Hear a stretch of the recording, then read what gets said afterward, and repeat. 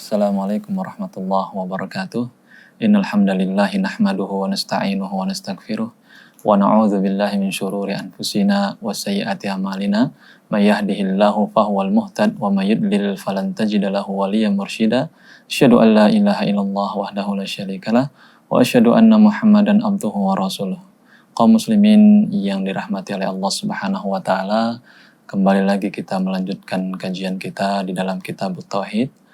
Senantiasa kita bersyukur kepada Allah Subhanahu wa taala yang telah memberikan kepada kita nikmat-nikmat yang banyak, yang dengan nikmat-nikmat tersebut kita bisa melaksanakan aktivitas kita masing-masing, yang dengan nikmat-nikmat tersebut kita bisa beribadah kepada Allah Subhanahu wa taala, yang mana ibadah itu sendiri merupakan tujuan diciptakannya kita di muka bumi ini. Salawat dan salam senantiasa pula kita berikan kepada Nabi kita yang diutus oleh Allah Subhanahu wa taala untuk menjadi qudwah bagi seluruh makhluk yang ada di muka bumi ini. Senantiasa kita berselawat kepadanya. Semoga kita menjadi umatnya yang senantiasa mengikuti sunnah-sunnahnya ya sampai hari kiamat kelak. Kaum muslimin rahimani wa rahimakumullah jami'an, kita melanjutkan pembahasan kita di dalam kitab Tauhid ya. Penulis ya pada pembahasan ini membawakan satu judul ya, minasyirki ayastaghitsa bighairillahi aw yad'a ghairahu. Ya kembali muallif ya penulis membawakan ya salah satu bentuk ya ataupun praktek kesyirikan yang memang tersebar di kalangan kaum muslimin, yaitu termasuk daripada perbuatan kesyirikan ya seseorang beristighatsah kepada selain Allah Subhanahu wa taala ataupun berdoa yang meminta doa atau meminta sesuatu kepada selain Allah Subhanahu wa taala. Kaum muslimin rahimani wa rahimakumullah, kita akan masuk ya kepada pembahasan ya dalil-dalil yang dibawakan penulis ya yang berkaitan tentang tema pada kesempatan kali ini.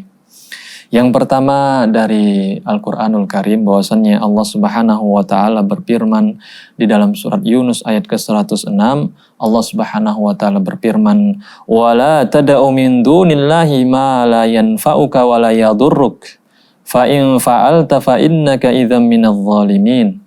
Ya. Ayat yang mulia ini menjelaskan ya ataupun melarang ya seseorang untuk ya berdoa kepada selain Allah, ya. Wala tada'u, janganlah kamu berdoa kepada selain Allah. Janganlah kamu menyeru kepada selain Allah.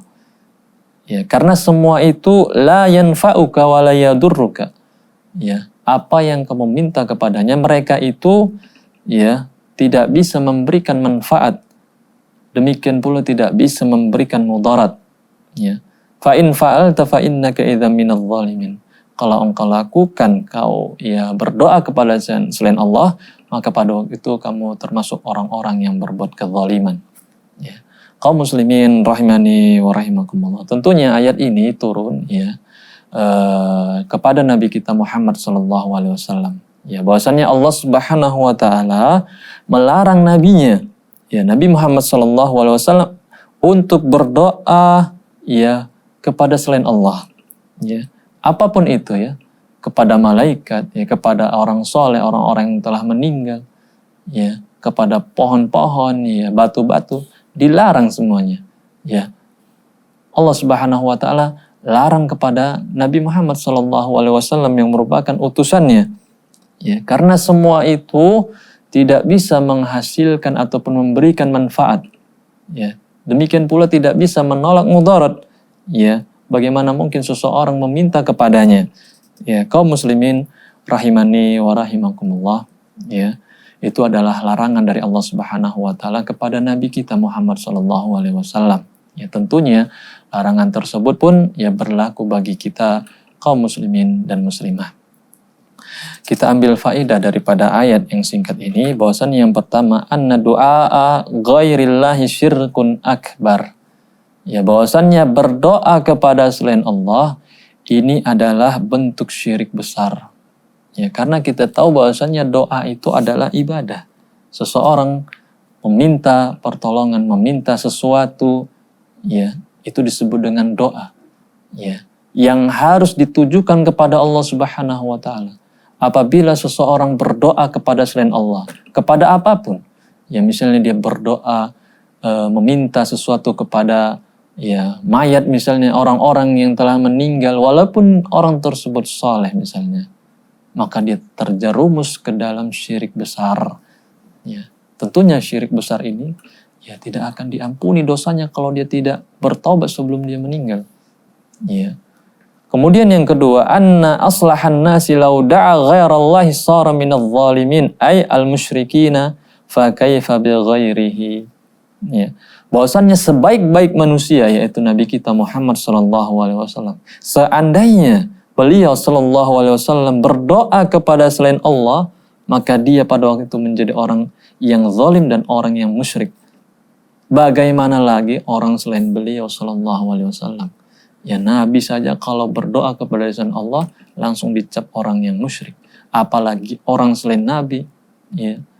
Oleh karenanya mari ya kita ajarkan ya diri kita dan juga kaum muslimin agar senantiasa berdoa kepada Allah, meminta kepada Allah. Ya apapun yang kita inginkan, mintalah kepada Allah. Ya Allah Maha Kuasa untuk mengabulkan permintaan kita. Adapun selain daripada Allah, semuanya lemah. Semuanya butuh kepada Allah Subhanahu wa taala. Mereka yang sudah meninggal, ya, walaupun mereka soleh, mereka sangat berharap doa kita yang masih hidup di dunia ini. Bagaimana mungkin seseorang datang kepada mereka untuk memohon ya sesuatu kepada mereka? Ya, kemudian bayanu ajzi alihatil musyrikin, ya. Di dalam ayat ini dijelaskan pula bahwasannya Tuhan-Tuhan orang musyrikin itu sangatlah lemah. Mereka tidak bisa memberikan manfaat, demikian pula tidak bisa menolak mudarat. InsyaAllah akan kita lanjutkan setelah jeda berikut ini.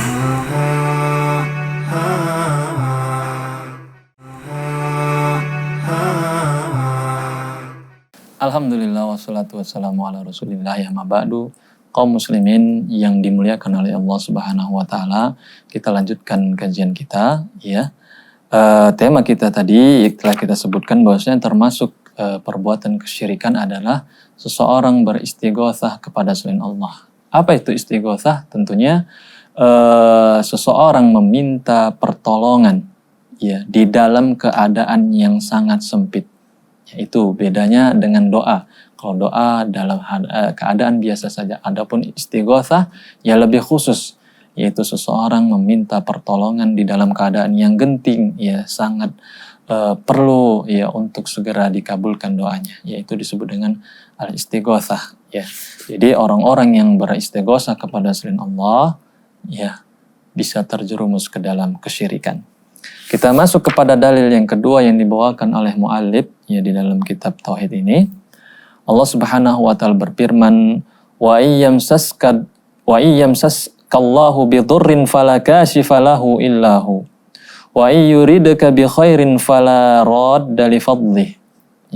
Yusibu bihi man yasha'u min ibadihi wa huwal ghafurur rahim. Ya, Allah Subhanahu wa taala berfirman di dalam surat Yunus ayat ke-107 ya bahwasannya Allah mengabarkan kepada kita kalaulah ya Allah berikan kepadamu mudarat, siapalah yang bisa mengangkat mudarat tersebut kecuali Allah Subhanahu wa taala.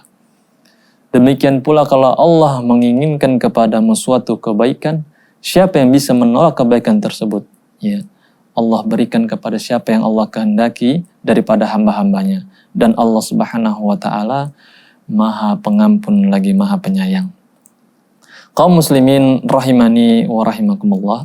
Di dalam ayat ini Allah mengabarkan kepada kita bahwasannya Allah Subhanahu wa taala satu-satunya raja yang memiliki kekuasaan yang penuh, yang bisa memberikan dan yang bisa menahan. Ya, yang bisa memberikan manfaat dan bisa menolak mudarat. Adapun selainnya tidaklah bisa. Ya. Oleh karenanya pantaslah ya Allah Subhanahu wa taala yang harus diibadahi. Karena Allah sajalah yang mampu yang memberikan sesuatu dan mampu menolak sesuatu. Ya, Rabbul Alamin. Karena Allah Subhanahu wa taala yang hanya mampu ya memberikan dan menolak, maka Allah lah yang pantas untuk diibadahi. Ya. Selain daripada Allah, mereka tidak memiliki kekuasaan, tidak bisa memberikan sesuatu, tidak bisa menahan sesuatu. Ya, adapun Allah Subhanahu wa taala yang memiliki kerajaan ya di muka bumi ini, ya, maka pantaslah Allah yang hanya kita sembah. Ya. Kaum muslimin rahimani wa rahimakumullah, dari ayat yang singkat ini kita bisa ambil beberapa faedah. Yang pertama, wujubu ifradillahi ta'ala bitauhidil uluhiyya litafarrudihi bitauhidir rububiyah. Wajibnya kita mengesahkan Allah Subhanahu wa taala di dalam tauhid uluhiyah, yaitu di dalam peribadatan. Karena apa? Karena Allah jugalah yang esa di dalam ya tauhid ar-rububiyah. Ya, yaitu di dalam hal penciptaan, pengaturan alam semesta ini hanya Allah. Kalau kita sudah yakini Allah yang hanya menciptakan, yang menghidupkan, yang mematikan, yang mengatur semua alam jagat ini hanya Allah, maka Allah lah yang pantas untuk diibadahi, yang kita harus bersujud kepadanya. Ya. Kemudian yang kedua, butlanu du'ai ghairillahi li ajzihi an naf'i man da'ahu wa daf'id dharri anhu. Ya. Butlan, batalnya doa-doa kepada selain Allah, ya. Karena ya apa yang diminta kepada mereka ataupun mereka yang diminta itu sangatlah lemah, ya, tidak mampu memberikan manfaat ya terhadap apa-apa yang manusia minta, demikian pula tak mampu menolak mudarat dari apa-apa yang manusia minta, ya, maka nampaklah kebatilan ya permintaan kepada mereka itu. Mereka tidak bisa mengabulkan apa yang diminta oleh manusia. Kemudian yang selanjutnya, isbatul masyiah lillahi subhanah. Ya, di dalam ayat ini ada ya penetapan masyiah, kehendak Allah Subhanahu wa taala. Allah memiliki kehendak.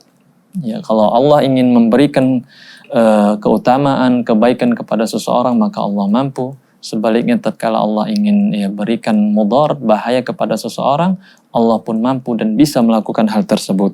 Ya. Kemudian yang selanjutnya, isbatus sifatai al-maghfirah wa rahmah lillahi subhanah ala ma yaliku bijalalihi.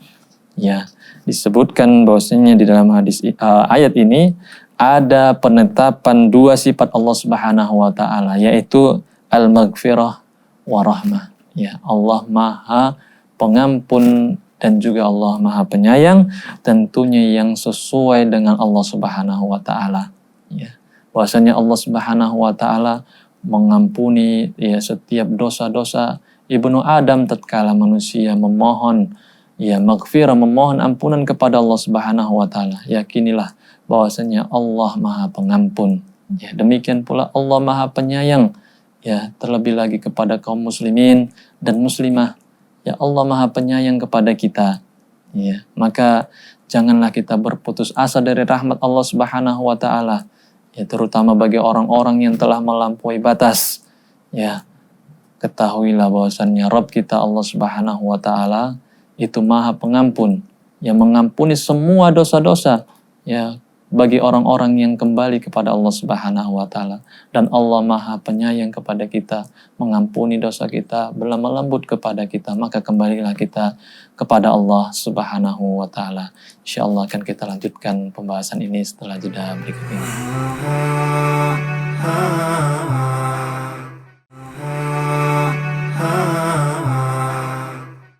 Alhamdulillah, wassalatu wassalamu ala rasulillahi amma ba'du. Kaum muslimin yang dimuliakan oleh Allah Subhanahu wa taala, kita lanjutkan pembahasan kita di dalam kitab Tauhid, ya di dalam bab termasuk ke dalam perbuatan kesyirikan, seseorang beristighotsah kepada selain Allah Subhanahu wa taala ataupun seseorang berdoa kepada selain Allah Subhanahu wa taala. Telah kita sebutkan tadi dua ayat ya dari Al-Qur'anul Karim. Kita akan masuk kepada ayat berikutnya yang merupakan dalil yang menunjukkan ya atas ya bab yang telah kita sebutkan tadi, bahwasanya Allah Subhanahu wa taala berfirman, "Fabtagu 'indallahi rizqa wa'buduhu washkuru lahu ilaihi turja'un." Ya di dalam surat Al-Ankabut ayat ke-17. Ya bahwasanya Allah Subhanahu wa taala berfirman, ya carilah di sisi Allah itu rizki, ya berharaplah rizki dari Allah Subhanahu wa ta'ala, dan ibadahilah Allah Subhanahu wa ta'ala, dan bersyukurlah kepada Allah Subhanahu wa ta'ala. Sesungguhnya kita ini akan kembali kepada Allah Subhanahu wa ta'ala. Ya. Jadi di dalam ayat ini Allah mengabarkan kepada kita agar kita senantiasa mencari rizki yang ada di sisi Allah Subhanahu wa ta'ala. Ya, mencari rizki yang ada di sisi Allah Subhanahu wa ta'ala dan beribadah hanya kepada Allah Subhanahu wa ta'ala. Wa'buduhu washkuru lahu, dan kita bersyukur juga hanya kepada Allah Subhanahu wa ta'ala. Ya, karena kita memang kelak akan kembali kepada Allah Subhanahu wa ta'ala. Kaum muslimin rahimani wa rahimakumullah, di dalam ayat ini Allah Subhanahu wa ta'ala perintahkan kita untuk mencari rizki, apa-apa saja yang ada di sisi Allah Subhanahu wa ta'ala. Meminta rizki kepada Allah Subhanahu wa ta'ala, bukan kepada berhala-berhala, kepada patung-patung dan yang semisal dengan itu. Demikian pula kita diperintahkan untuk mengesahkan peribadatan kepada Allah Subhanahu wa ta'ala. Demikian pula kita disuruh mengakui bahwasannya kenikmatan itu datangnya dari Allah Subhanahu wa ta'ala. Kita syukuri nikmat yang Allah berikan kepada kita. Jangan kita palingkan syukur kita kepada selain Allah. Ketahuilah bahwasannya nikmat yang kita dapatkan hari ini, itu datangnya dari Allah Subhanahu wa ta'ala. Nikmat apapun, nikmat iman, nikmat Islam, nikmat sehat, nikmat keluarga, nikmat waktu luang, nikmat sunnah, dan nikmat-nikmat lainnya, itu datangnya dari Allah Subhanahu wa ta'ala. Maka bersyukurlah kepada Allah Subhanahu wa ta'ala. Yakinilah dalam hati kita bahwasanya nikmat itu benar datangnya dari Allah Subhanahu wa ta'ala. Jangan kita sandarkan kepada diri kita kenikmatan yang kita dapatkan hari ini. Misalnya Allah luaskan rezeki kita, sandarkan kepada Allah Subhanahu wa ta'ala. Allah beri kita kesehatan, sandarkan kepada Allah Subhanahu wa ta'ala. Allah beri kita ilmu yang banyak, sandarkan kepada Allah Subhanahu wa ta'ala. Allah yang berikan itu. Maka kita sepantasnya untuk menyandarkan, bersyukur hanya kepada Allah Subhanahu wa ta'ala. Kaum muslimin rahimani wa rahimakumullah, tentunya di dalam ayat ini Allah Subhanahu wa ta'ala mengajarkan kepada kita untuk mengesahkan Allah Subhanahu wa ta'ala di dalam berdoa, di dalam beribadah. Kemudian kita akan ambil beberapa faedah daripada ayat ini. Yang pertama, wujubu du'a illahi wahdahu wa talabir rizki minhu. Wajibnya kita berdoa kepada Allah saja, dan mencari rizki dari Allah Subhanahu wa ta'ala. Itu wajib. Berdoa, meminta hanya kepada Allah Subhanahu wa ta'ala. Demikian pula dalam mencari rizki. Rizki itu di tangan Allah Subhanahu wa ta'ala. Kita diperintahkan berusaha. Tatkala kita sudah berusaha, kita bertawakal kepada Allah. Hasilnya Allah. Banyak sedikit Allah Subhanahu wa ta'ala yang atur. Itu harus kita sandarkan, kita pahami di dalam hati kita masing-masing. Supaya tatkala kita mendapatkan rezeki yang sedikit, kita tenang.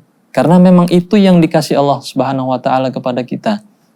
Demikian pula tatkala Allah luaskan rezeki kita, kita tidak sombong. Karena memang itu sudah ditakdirkan oleh Allah Subhanahu wa ta'ala. Untuk apa seseorang merasa lemah diri, demikian pula untuk apa dia merasa sombong terhadap apa-apa yang telah Allah takdirkan. Kemudian yang selanjutnya, wujubu ifradillahi bijami'i anwa'il ibadah. Wajibnya kita mengesahkan Allah terhadap semua peribadatan. Segala macam peribadatan wajib kita tujukan hanya kepada Allah Subhanahu wa ta'ala. Puasa kita, salat kita, demikian pula membaca Al-Quran kita, menyembelih kita, bahkan amalan-amalan hati, cinta, takut, berharap, kita tujukan hanya kepada Allah Subhanahu wa ta'ala, agar itu semua bernilai ibadah di sisi Allah Subhanahu wa ta'ala. Kemudian yang selanjutnya, wujubu syukrillahi ala ni'amihi. Wajibnya kita bersyukur terhadap nikmat Allah Subhanahu wa ta'ala. Dan kita bersyukur hanya kepada Allah yang memberikan kenikmatan tersebut. Bersyukur kita kepada Allah Subhanahu wa ta'ala, dan itu wajib. Orang yang bersyukur akan ditambah nikmat tersebut. Adapun orang yang kufur, maka ingatlah bahwasanya azab Allah sangatlah pedih. Kemudian yang selanjutnya, itsbatul ba'tsi wal jaza. Bahwasannya di dalam ayat ini ada penetapan akan adanya hari berbangkit dan hari pembalasan. Ya, bahwasannya kelak akan ada dunia setelah dunia kita ini, dan dunia itu ya kita akan dibalas sesuai dengan amalan yang kita lakukan di muka bumi ini. Ya, tatkala seseorang melakukan kebaikan, maka Allah akan balas dengan kebaikan. Sebaliknya, apabila seseorang melakukan keburukan, kemaksiatan, ya, menyelisihi perintah Allah Subhanahu wa taala, Allah Maha tahu dan Allah Maha mampu untuk membalas itu semua. Demikian kajian kita pada kesempatan kali ini. Semoga kita menjadi hamba Allah Subhanahu wa taala yang senantiasa berlindung kepada Allah, beristighotsah ya hanya kepada Allah Subhanahu wa taala agar kita terus berada di dalam akidah tauhid yang lurus, yang benar. Ya, demikian yang bisa kita sampaikan. Wa akhiru da'wana alhamdulillahi rabbil alamin. Assalamualaikum warahmatullahi wabarakatuh.